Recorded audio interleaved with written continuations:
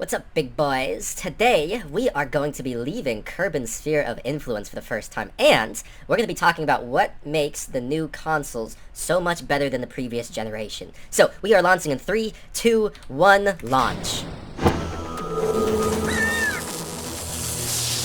And just like that, we are headed off with a new rocket.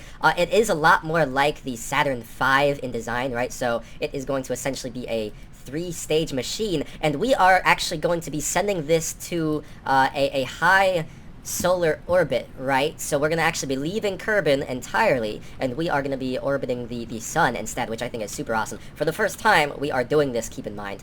So with that being said, one of the benefits to this mission, besides the obvious science implications, is that I am taking a step towards actually leaving Kerbin and going to another planet instead, which I really do like the idea of, especially since this particular rocket, while it's not directly capable of getting to another planet, I would have to do some more redesigning, it is going to give us the ability to get a lot closer to other planets. In fact, I could intercept another planet if I wanted to.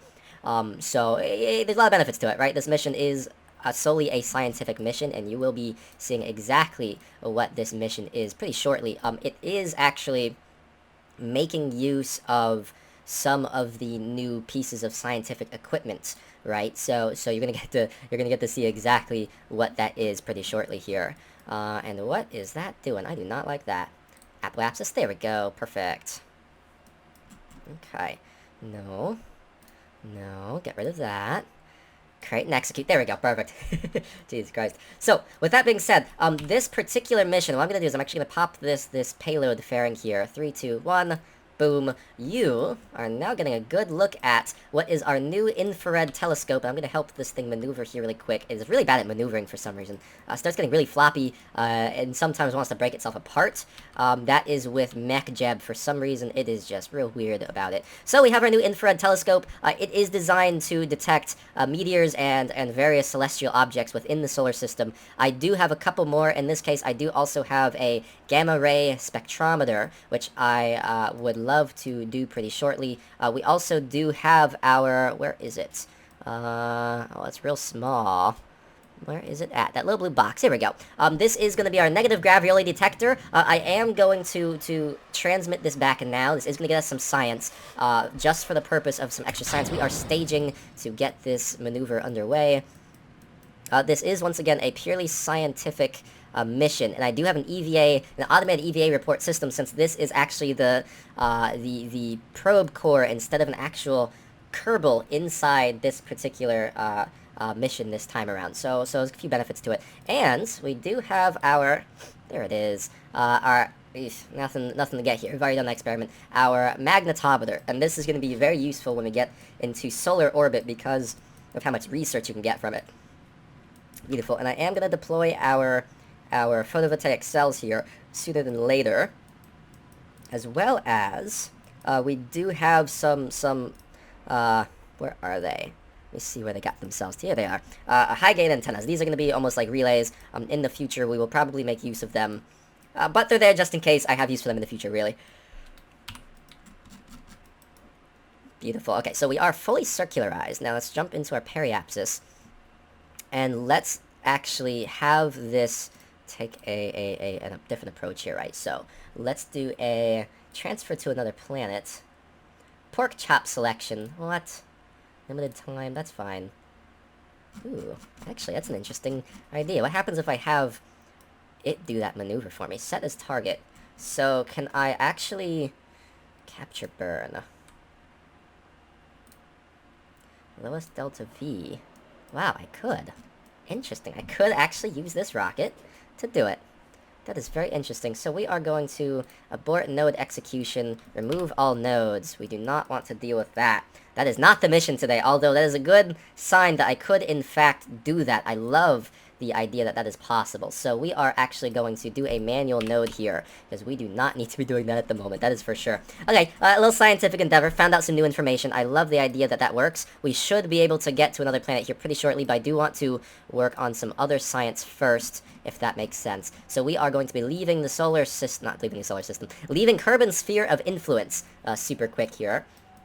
And we are going to be transferring to a solar orbit, which I do love the idea of. Let's be honest, it is about time we are leaving Kerbin. Okay, so we are going to move ourselves towards that maneuver node, and it is mostly all a manual transfer now because I do not have a physical pilot on board. Ooh, go back. But what I can do, and I'm going to go into the maneuver node editor, I am going to have this execute the node for me, which is going to do a lot of the work. I just have to be careful doing that because it does get a little off and shaky sometimes. You have to put put some manual work into it. Go, and like so, we are time warping. Beautiful, and these fairings get slightly off sometimes, like a gap. I'm not sure why. I think the game just has a hard time with it, but it's okay. We'll figure it out. And we are burning right now. Beautiful.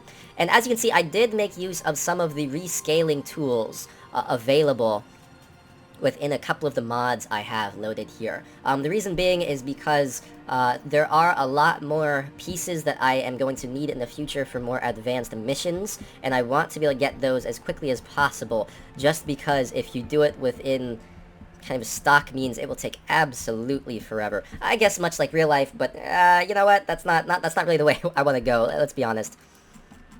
Go, and we are now transferring to the dark side of Kerbin, which will get us out of the Kerbal Sphere of Influence, and we are going to warp out.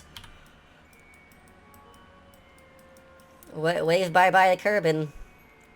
And the moon, and freaking Minmus, wherever the crap Minmus is. Who knows? Around there somewhere on the opposite side. Can't even see it, little piece of crap so small. Jesus. Jesus. There we go, and just like that, we are essentially outside. Oh, wow. Look at that. It's quite the orbit. It's actually pretty close to parallel with Kerbin itself. Although, quite frankly, we're never going to reach Kerbin again.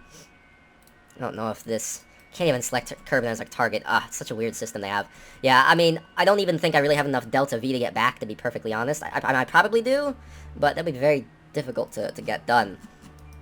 The only way I can imagine doing that would be at periapsis, dropping our velocity enough to have another encounter with Kerbin, which really isn't the purpose of this mission, that's for sure. We do not need that to happen. So, we are going to finish time warping outside of Kerbin's influence to get into an orbital velocity inside. Oh, there we go. Awesome. And now, we are orbiting the sun. And just like that, we are going to start object tracking.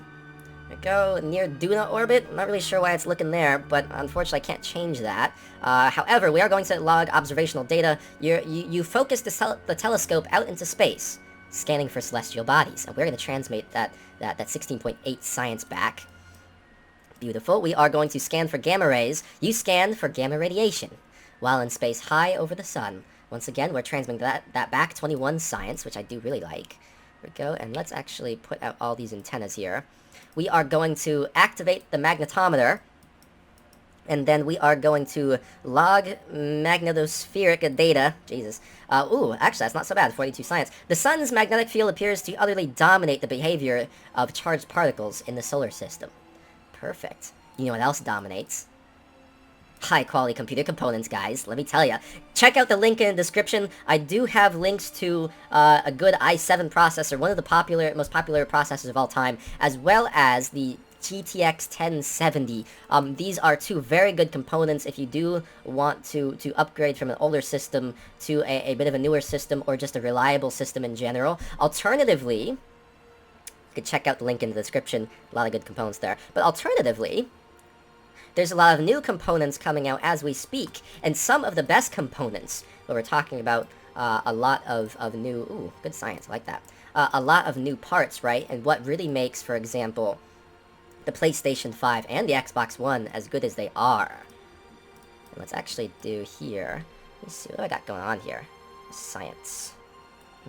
And what really makes the new PlayStation 5 and Xbox so powerful... Again, some of those new components available are the new M.2 NVMe drives that allow you to Duna still our target, yeah. That allow you to load games near instantaneously, so quickly that load times become non-existent, right? Which I love the idea of.